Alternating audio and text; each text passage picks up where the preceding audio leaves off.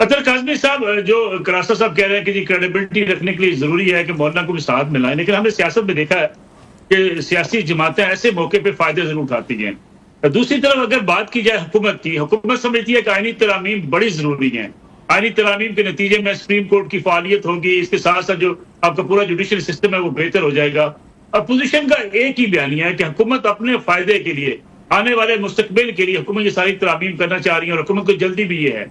आपको क्या लगता है, हुकूमत को थोड़ी-सी अपना फ़ायदा भी नज़र आता है, फिर ख़ास तौर पे अगर देखा जाए जो इतनी क्विकली ये चीज़ें करने की कोशिश की जा रही है, खतरात क्या हैं हुकूमत को?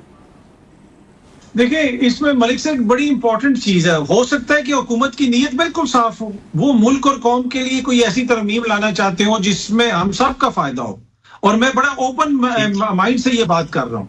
और मैंने 3-4 हुकूमती शख्सियात से, पीपल्स पार्टी के दोस्तों से, मुख्तलिफ दोस्तों से पूछा है कि ये जो आईनी तरमीम आ रही है, क्या इसमें ये चीज है? वो आगे से कहते नहीं जी आपके पास गलत मसवदा है, इसमें ये नहीं है। किसी और से पूछूं, वो कुछ और कहता है। तो अगर एक चीज मुल्क और कौम के फायदे के लिए ये लेके आना चाहते हैं तो नसरुल्लाह मलिक साहब को दें, कलासरा साहब को दें, दीगर लोगों को दें, इसके ऊपर बहस हो, पूरा एक पब्लिक ओपिनियन शेप हो, अवाम प्रेशर डालेगी कि भाई ये तो हमारे हक में चीजें।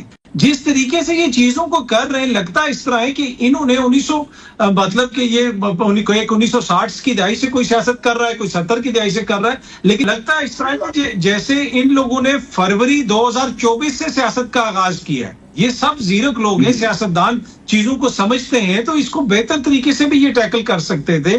तो कहीं ना कहीं लगता ये है कि चीजें शायद इनको समझ नहीं आ रही कि हमने करना क्या है, और फिर आपस में एक दूसरे से भी किस हद तक ये सिंसियर हैं, वो भी एक बहुत बड़ा क्वेश्चन है।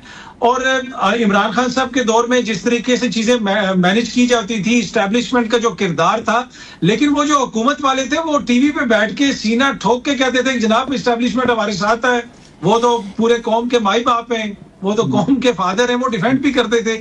ये पीछे मुलाकातों में सहाफियों को भी कहते हैं जी हमारा तो इससे ताल्लुक ही नहीं है, ये सब कुछ तो वो लोग कर रहे हैं। तो ये उस तरफ सारा इल्जाम लगाते हैं, आगे ये भागदौड़ भी करते हैं, तो आपको कंफ्यूजन नजर आती है। या तो आप एक पेज पे हो जाएं, जो आप करना चाहते हैं वो अचीव कर लें, जिम्मेदारी लें, तो वो मुझे लगता है कि हुकूमत करना भी चाह रही है लेकिन जिम्मेदारी भी नहीं ले रही उस तरीके से। लेकिन काज़मी साहब, जो जावेद लतीफ साहब है, उनके इंटरव्यूज आपने देखे और खासतौर पर रजा रब्बानी साहब का खत भी जो है, जावेद लतीफ साहब कहते हैं कोई क्रेडिबिलिटी नहीं रहेगी। अपनी मुस्लिम लीग नवाज के अंदर अहम ओहदे पे फायज है, वो MNA रहे हैं। मुस्लिम लीग नून के अंदर से ये आवाजें जेन्युइन आवाजें हैं या ये भी किसी सियासत का हिस्सा है? नहीं, देखिए, इन लोगों ने उम्रें सियासत में गुजारी हैं। जब सियासतदान एक सियासी मामले के ऊपर बयान जारी करता है, कोई बात करता है, तो ये उसका वजन है।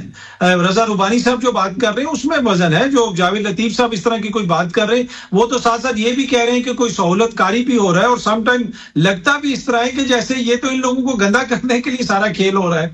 जितनी इनकी क्रेडिबिलिटी लूज हो रही है, अब क्या बिलावल किसी जगह पे खड़े होके जमहूरियत के हवाले से किसी को भाषण दे सकेंगे? जो सारे हालात हैं, शाह महमूद कुरैशी साहब की बहू के साथ जो हुआ मुबैना तौर पे, दीगर जो सेनेट के अंदर खड़े होकर जो तकारीर कर रहे हैं, पीटीआई वालों को तो आप छोड़ दें, अख्तर मेंगल साहब तो इनके अपने पार्टनर थे, उन्होंने तो इमरान खान की हुकूमत को गिराने में वोट भी डाले। वो किस तरह की बातें कर रहे हैं? वो इल्जाम किस पे लगा रहे हैं आज? वो इसी पे बिलावल साहब की हुकूमत पे, नून लीग की हुकूमत पे। तो इन्होंने बहुत ज्यादा पॉलिटिकल जो कैपिटल है उसको लूज किया है। आई डोंट नो, क्या ये इतनी बड़ी प्राइस है जो इनको पे करनी चाहिए? क्या ये इनकी सियासत के लिए बेहतर होगा? मेरे ख्याल में कुछ लोगों को फिक्र है इस हवाले से, और इसी वजह से फिर जमात के अंदर से भी कुछ आवाजें आपको सुनाई देती हैं।